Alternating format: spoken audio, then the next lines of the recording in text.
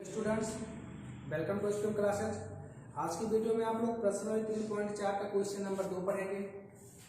Question number 1 का video इससे पहले आपको भेज चुके हैं। अगर आप अभी तक आपने वो वीडियो नहीं देखा है तो हमारे चैनल पर जाकर के आप इसके पहले का वीडियो जरूर देखें। क्वेश्चन नंबर 2 में कह रहा है, निम्न समस्याओं में रैखिक समीकरणों के युग्म बनाइए और उनके हल विलोपन विधि से ज्ञात कीजिए। यहाँ पर हमें कोई समीकरण नहीं दिया हुआ है। सबसे पहले तो हमें यहाँ पर समीकरण ढूंढना है। समीकरण कैसे बनेगा ये हमें देखना है, और उन समीकरणों को बनाने के बाद में दोनों को हल करके हमें विलोपन विधि से जो भी अचर हम मानेंगे, जो भी चर पर चाहे x माने, चाहे a माने या z माने, जो भी हमको मानेंगे उसका हमें मान ज्ञात करना है। तो अगर हम दूसरे के पहले क्वेश्चन की बात करें तो इसमें हमें दिया हुआ है, यदि हम अंश में 1 जोड़ दें और हर में 1 घटा दें। अगर अंश और हर की बात आ रही है तो सबसे पहले हमें अंश और हर को मानना पड़ेगा। तो माना भिन्न का अंश बराबर x और हर बराबर y। तब आप लोग जानते हैं भिन्न होता है अंश बटे हर अर्थात x बटे y। उसके बाद आते हैं प्रश्नानुसार, हमसे कहा जा रहा है यदि हम अंश में 1 जोड़ दें। अंश में 1 जोड़ने का मतलब अंश का मान x है तो हम x में 1 जोड़ दें और हर में 1 घटा दें। हर का मान y है, अगर y में 1 घटा दें तो भिन्न का मान हमें 1 प्राप्त होता है। अब यदि से हम हल करें तो इस y माइनस 1 को हम बराबर के उस पार लेकर के जाएंगे तो इधर गुणे में 1 है और गुणे में 1 का कोई मतलब नहीं है, तो ये सीधे x प्लस 1 बराबर y माइनस 1 हो जाएगा। y को आप इस तरफ लेकर के आइए तो x इधर आएगा तो ये माइनस y बराबर माइनस 1 प्लस 1 को अगर आप बराबर के उस पार लेकर के जाएंगे तो ये माइनस 1 हो जाएगा, या x माइनस वाई बराबर -2, समीकरण नंबर 1। उसके बाद हम पुनः आएंगे, देखेंगे सेकंड स्थिति में क्या कहा जा रहा है। कह रहा है यदि हर में 1 जोड़ दें। हर में 1 जोड़ने का मतलब हमारे पास भिन्न का अंश x है तो x के मान में कोई परिवर्तन नहीं होगा। हर में 1 जुड़ जाएगा तो भिन्न हमें 1/2 प्राप्त होती है। कह रहा वो भिन्न क्या है, अर्थात हमें x और y का मान ज्ञात करके ये पता करना है कि भिन्न हमारी कितनी है। तो इससे हम हल करेंगे तो 3 गुणा करेंगे तो 2 का x से गुणा होगा तो ये 2x हो जाएगा। y प्लस 1 सीधे उस तरफ जाएगा, गुणे में 1 है तो कोई मतलब नहीं है, सीधे y प्लस 1 हो जाएगा। y को आप इस तरफ लेकर के आइए तो 2x माइनस y बराबर 1, समीकरण नंबर 2। अब हमारे पास दोनों समीकरण हमको प्राप्त हो चुके हैं। विलोपन विधि से किसी समीकरण को हम कैसे हल करते हैं ये हमने आपको बता रखा है। सबसे पहले तो हम ये देखते हैं कि जिस भी चर पद को हमें गायब करना है, चाहे वो x हो या y हो, क्या उन दोनों के गुणांक बराबर हैं। तो यहाँ पर अगर देखा जाए तो यहाँ पर 2x है, यहाँ पर x है, यहाँ पर 2x है, x का गुणांक बराबर नहीं है, यहाँ पर y है और यहाँ पर भी y है। मतलब ये हुआ कि यहाँ पर दोनों में y का गुणांक बराबर है, तो अगर हम चाहें तो y को गायब कर सकते हैं। अगर आप चाहें कि हम y को नहीं x को गायब करेंगे तो यहाँ पर आप गुणांक बराबर कर सकते हैं। यहाँ पर 2x, अगर इस पूरे समीकरण 1 को हम 2 से गुणा कर देंगे तो ये 2x हो जाएगा, तो आप x को भी गायब कर सकते हैं। कहने का मतलब ये है कि यदि चर पदों के गुणांक बराबर नहीं है तो सबसे पहले हमें उस गुणांक को बराबर करना होता है। क्योंकि यहाँ पर ऑलरेडी हमको y का गुणांक बराबर दिया हुआ है तो हम गुणांक बराबर करें इसका कोई मतलब नहीं है। तो हम सीधे समीकरण 2 के नीचे लिखते हैं x माइनस वाई बराबर -2, ये समीकरण नंबर 1 हो गया। फिर इसके बाद हमें ये देखना है कि जिस चर पद को हम गायब करने की बात कर रहे हैं या जिस चर पद को हम गायब करने का प्रयास कर रहे हैं, क्या दोनों के चिन्ह एक जैसे हैं या दोनों के चिन्ह अलग अलग हैं। उसमें हमने आपको कंडीशन बताई थी, यदि जिस चर पद को हम गायब करना चाह रहे हैं उन दोनों के चिन्ह एक जैसे हों तो दोनों समीकरणों को हमें घटाना होता है, और यदि जिस चर पद को हमें गायब करना है दोनों समीकरणों में उनके चिन्ह अलग अलग हों तो हमें उसको जोड़ना होता है। यहाँ पर आप देखिए हम y को गायब करने का प्रयास कर रहे हैं, दोनों में y का जो मान है वो माइनस में ही है, -1 यहाँ भी -1 यहाँ भी, या यूं कहें कि दोनों में y का जो चिन्ह है वो माइनस माइनस है। तो जब एक जैसा चिन्ह होगा तो इन दोनों को हमें घटाना पड़ेगा, और घटाने पर नीचे जो भी पद होगा उसका चिन्ह चेंज हो जाएगा। तो ये -y प्लस y कट जाएगा, 2x माइनस x हो जाएगा, और ये 1 प्लस 2 3 हो जाएगा। उसके बाद x का मान आप चाहे समीकरण 1 में रखें या समीकरण 2 में रखें, वैसे हम समीकरण 1 में रख रहे हैं। अगर x का मान समीकरण 1 में रखा जाए तो समीकरण 1 हमारे पास है x माइनस वाई बराबर -2। x का मान हमारे पास 3 आया है, तो 3 माइनस वाई बराबर -2 या माइनस वाई बराबर ये -2। जब हम +3 को बराबर के उस पार लेकर के जाएंगे तो ये -3 हो जाएगा, या माइनस वाई बराबर -5 माइनस और माइनस प्लस और वाई बराबर 5। तब जो भिन्न हमें प्राप्त होगी वो x बटे वाई हमारे पास था और x का मान 5 आ रहा है और y का मान x का मान 3 आया है और y का मान 5 आ रहा है। अब आप चाहें तो अपने उत्तर की जांच कर सकते हैं। पहले कंडीशन में हमें यह दिया हुआ है कि यदि हम अंश में 1 जोड़ दें, तो अगर आप अंश में 1 जोड़ेंगे तो 3 और 1 4, हर में 1 घटा दें तो 5 माइनस 1 4, मतलब ऊपर भी 4 और नीचे भी 4, दोनों कट करके 1 आएंगे। और यही हमें दिया हुआ था कि यदि हम अंश में 1 जोड़ दें और हर में 1 घटा दें तो भिन्न का मान 1 हो जाता है। या आप चाहें तो समीकरण 2 से भी आप मान ज्ञात कर सकते हैं। x के मान में कोई परिवर्तन नहीं हुआ और y के मान में 1 जोड़ा जा रहा है, तो 3 जब y अर्थात 5 में 1 जोड़ेंगे तो 6 हो जाएगा और 3 का नाम 3 और 3 दूनी 6, मतलब यहाँ से हमें 1/2 प्राप्त होगा। तो इस तरीके से आप अपने उत्तर की जांच कर सकते हैं। इसके बाद फिर हम चलते हैं सेशन नंबर पे। इसमें हमें दिया हुआ है कह रहा 5 वर्ष पूर्व नूरी की आयु सोनू की आयु की 3 गुनी थी। जब भी आयु का प्रश्न आपको मिलेगा तो उसमें आपको ध्यान ये देना कि हम जब भी किसी की आयु मानेंगे तो उसकी हम वर्तमान आयु ही मानेंगे। तो इसमें नूरी और सोनू की बात हो रही है, तो माना नूरी की वर्तमान आयु बराबर x वर्ष तथा सोनू की वर्तमान आयु बराबर y वर्ष। अब अगर हम देखें प्रश्नानुसार हमें क्या कहा जा रहा है, तो इसमें कहा जा रहा है कि 5 वर्ष पूर्व अगर आज नूरी की आयु x वर्ष है तो 5 वर्ष पूर्व नूरी की आयु x माइनस 5 वर्ष रही होगी। आज जो भी है उसमें से 5 माइनस कर देंगे। और 5 वर्ष पूर्व सोनू की आयु y माइनस 5 रही होगी।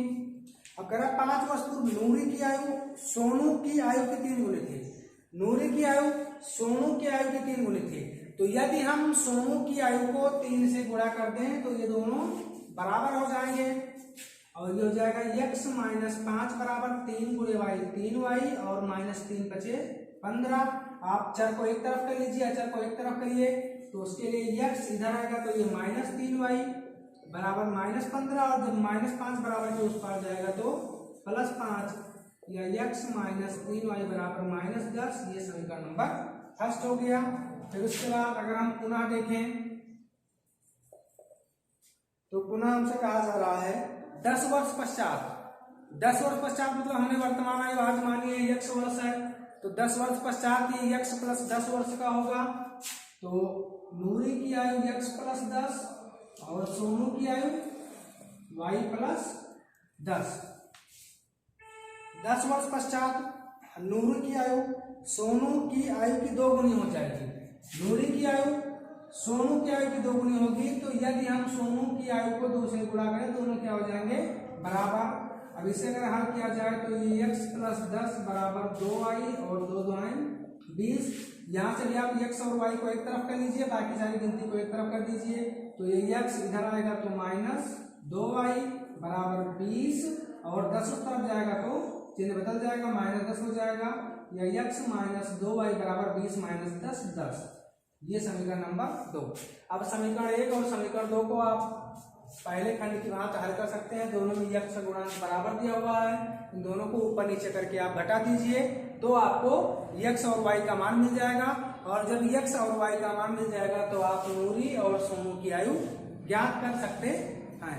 इसके बाद फिर क्वेश्चन नंबर इसका 3rd है।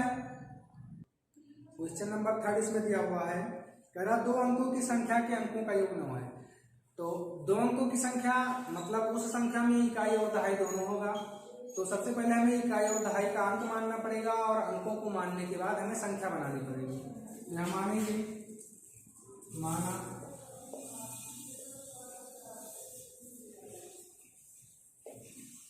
इकाई का अंक बराबर x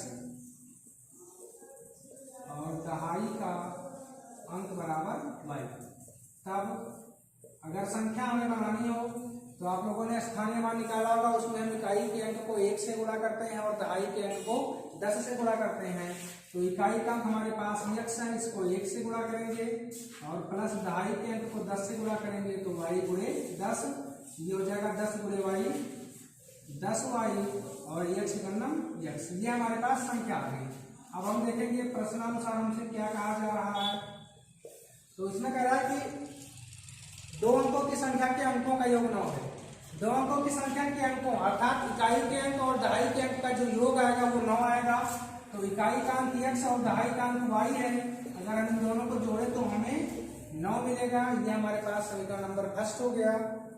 फिर उसके बाद कह रहा है इस संख्या का 9 गुना। तो यहाँ आएंगे पुनः इस संख्या अर्थात जो संख्या हमने ज्ञात की है 10y प्लस x, इसका 9 गुना अंकों को पलटने से बनी संख्या। अंकों को पलटना अर्थात जहां इकाई का अंक था वहां दहाई का अंक हो जाएगा और जहां दहाई का अंक था वहां पर इकाई का अंक हो जाएगा।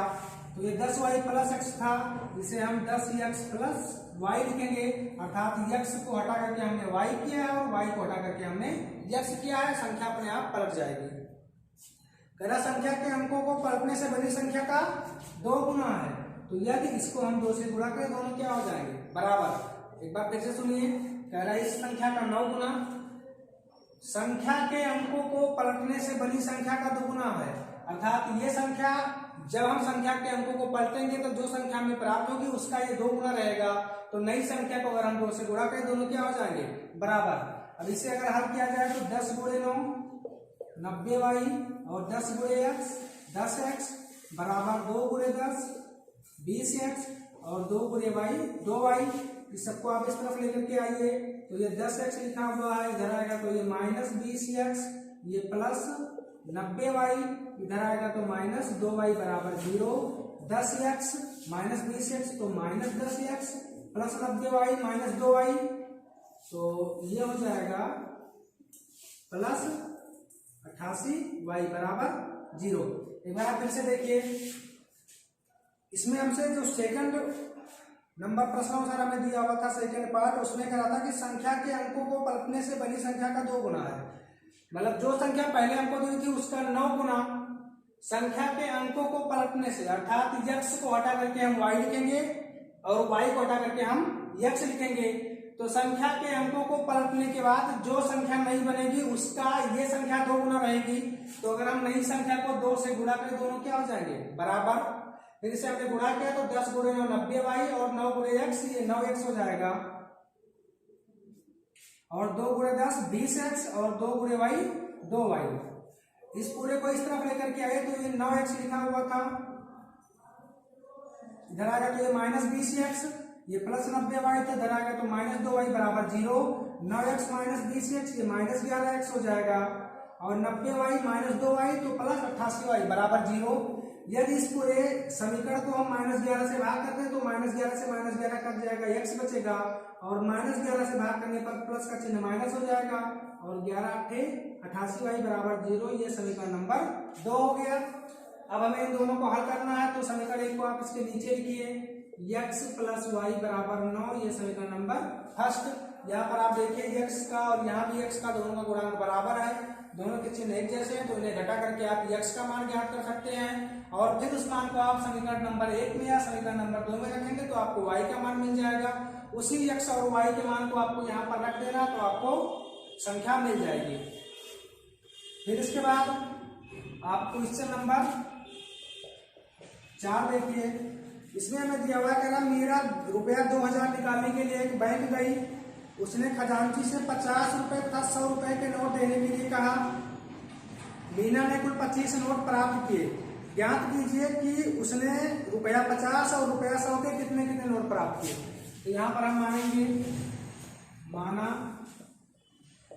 50 के नोट की संख्या बराबर x और 100 के नोट की संख्या बराबर y। प्रश्नानुसार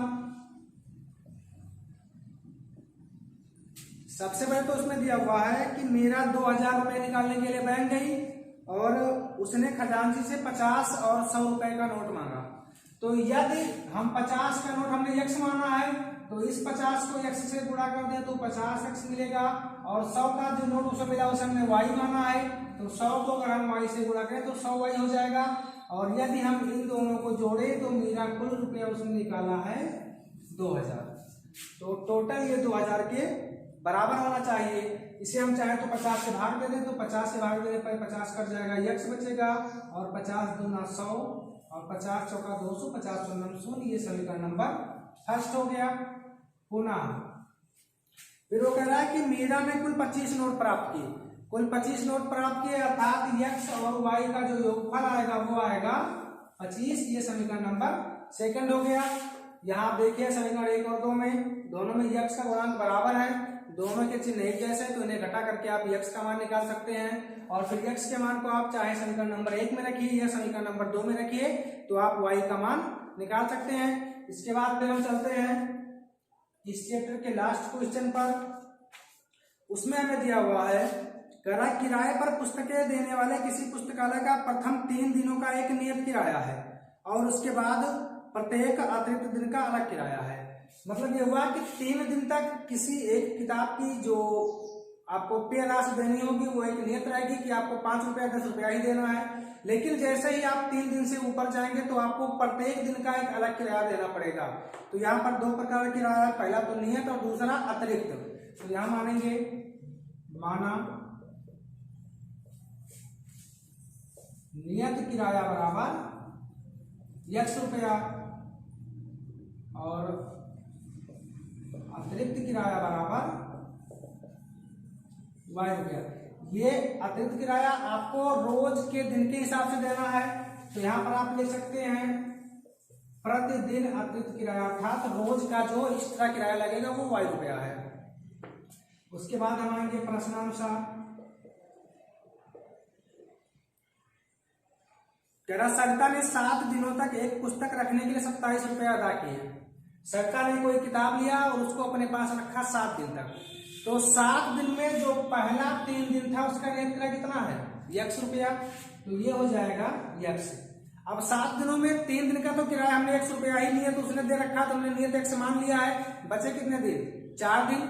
अगर प्रतिदिन अतिरिक्त किराया y, अर्थात एक दिन का किराया y रुपया हुआ, तो 4 दिन का किराया 4y हो गया। और अगर हम इन दोनों को जोड़े तो उसने कुल रुपया दिया है 27, ये समीकरण नंबर फर्स्ट हो गया। फिर उसके बाद जबकि सुशी ने एक पुस्तक 5 दिनों तक रखने के लिए 21 रुपया अदा किए। सुशी ने कोई बुक लिया, वो बुक सुशी के पास 5 दिनों तक थी, तो 3 दिन का तो एक नियत किराया x रुपया ही है। बचे कितने दिन, 2 दिन, एक दिन का y तो 2 दिन का 2y, और उसने कुल रुपया दिया 21, ये समीकरण नंबर सेकंड हो गया। हमें इसमें नियत किराया और प्रत्येक दिन का अतिरिक्त किराया हमको ज्ञात करना है। तो यहाँ आप देख सकते हैं समीकरण 1 और 2 में x का गुणांक बराबर, दोनों के चिन्ह एक जैसे हैं, तो इन्हें आप घटा करके x का मान निकाल सकते हैं। और x के मान को आप समीकरण नंबर 1 या 2 में रखेंगे तो आपको y का मान मिल जाएगा। x का मान जो आएगा वो नियत किराया 3 दिनों का रहेगा, और जो y का मान आएगा वो प्रतिदिन का अतिरिक्त किराया रहेगा। अगर आपको इस पूरे वीडियो में कहीं भी दिक्कत होगी तो नीचे आप कमेंट कर सकते हैं, अगले वीडियो में आपकी वो समस्या दूर की जाएगी।